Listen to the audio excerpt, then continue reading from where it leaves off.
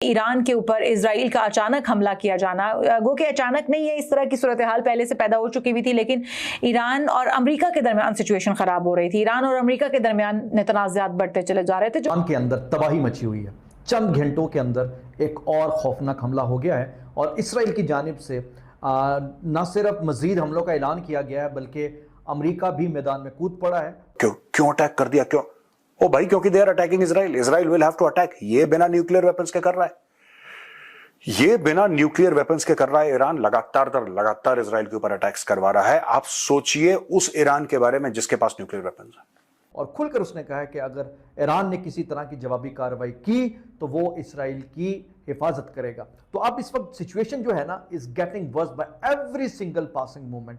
आप ये देखिए कि अभी जब मैं आपसे बात कर रहा हूं, इसराइल का ईरान पर होने वाला हमला ये इस कदर खौफनाक है जिसने दुनिया की तारीख को बदल कर रख दिया है। हम देख रहे थे कि मुज़ाकरात के लिए डोनाल्ड ट्रंप साहब खुद बड़े संजीदा थे। डोनाल्ड ट्रंप साहब ये कह रहे थे कि वो अब मुज़ाकरात करना चाहते हैं और उन्होंने अपनी इंतज़ामिया को कह दिया है कि वो ईरान के साथ मुज़ाकरात करें।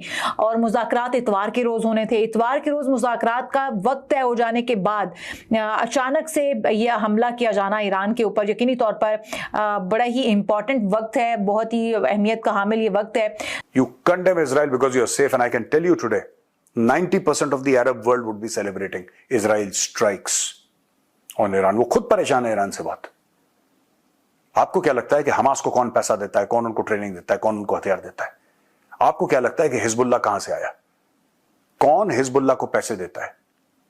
और ये हमला माजी की निस्बत और मौजूदा जो हालात इस वक्त मुख्तलिफ ममालिक में जंग के चल रहे हैं और इसके अलावा जंगी पॉइंट ऑफ व्यू से ये कितना खतरनाक और कितना डिसिसिव है।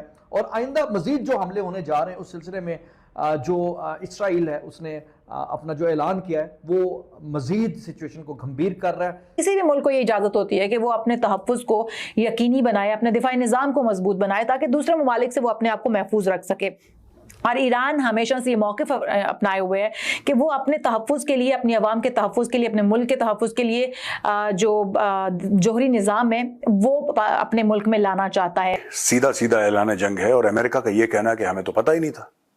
अगर अमेरिका को ये नहीं पता था तो पाकिस्तान के नूर खान एयरबेस में अमेरिकन पर्सनल और अमेरिकन एसेट्स क्या कर रहे हैं?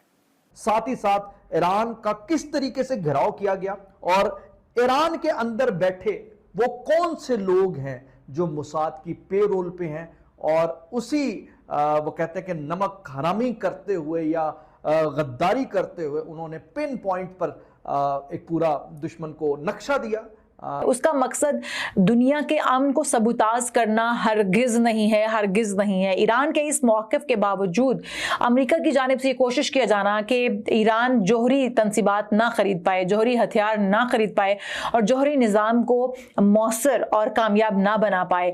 इसके लिए जो मुज़ाकरात होने जा रहे थे इतवार के रोज़, वो मुज़ाकरात अब होते हुए नज़र नहीं आ रहे क्योंकि सूरत हाल काफ़ी कशीदा हो चुकी है। Series of air strikes against Iran early Friday morning, series of air strikes, एक नहीं लगातार, and they were related to Iran's nuclear programme.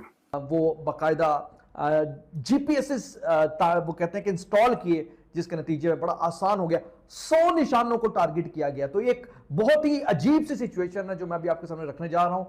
और जो अमरीकी सदर डोनाल्ड ट्रंप साहब का बयान था मुज़ाकरात के हवाले से, उन्होंने कहा कि मुज़ाकरात सख्त किस्म के मुज़ाकरात होंगे ईरान के साथ और अगर ईरान जोहरी हथियार खरीदने से बाज ना आया तो इजराइल की तरफ से ईरान पर हमला हो सकता है। Left quote unquote liberal type के लोग जो हो जाते हैं ना, इनको समझ में नहीं आता कॉन्टेक्स्ट।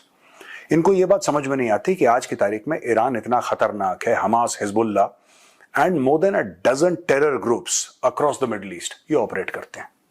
और इसी सारी सूरत हाल में पाकिस्तान के अंदर भी हाई अलर्ट है, पाकिस्तान की फौज भी हाई अलर्ट है और पूरी दुनिया के अंदर एक भूचाल आया हुआ है और पूरी दुनिया इसराइल के इस हमले पर शदीद नाला भी है, गुस्से का इजहार भी कर रही है और इस पर एक कहते हैं कि इंटरनेशनल जो लॉज है उसकी पामाली भी करे। अमेरिका का कोई हाथ नहीं है इन हमलों के अंदर। अमेरिका ने अब तक इजराइल ने जो हमला ईरान पर किया उसमें ना तो लूप में लिया गया है अमेरिका को, ना ही अमेरिका को इस हवाले से पहले से खबर थी, जबकि डोनाल्ड ट्रंप साहब तो पहले से ही कह चुके हैं कि अगर ये मुज़ाकरात कामयाब नहीं होते और ईरान ये मुआहिदा नहीं करता कि जौहरी तनसीबात नहीं खरीदेगा या जौहरी हथियार नहीं खरीदेगा तो उसे इजराइल की तरफ से हमले का सामना हो सकता है।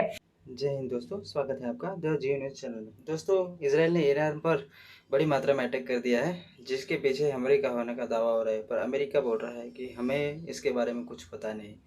तो इजराइल ने ईरान के ऊपर 200 रॉकेटें दाग दी है और पाकिस्तानियों को भी डर लगने लगा है कि ये इजराइल तो किसी को नहीं छोड़ रहा है कि इंडिया भी हमारा ऐसा हाल ना कर दे, तो उन लोगों को बच के रहने की ज़रूरत है। और अभी सुनने में आया है कि ईरान ने भी इजराइल पर 150 मिसाइल से अटैक कर दिया है और अटैक भी खासी सक्सेसफुल रहा है और इनसे एशिया में मतलब मिडिल ईस्ट में स्टेबिलिटी ख़राब हो रही है।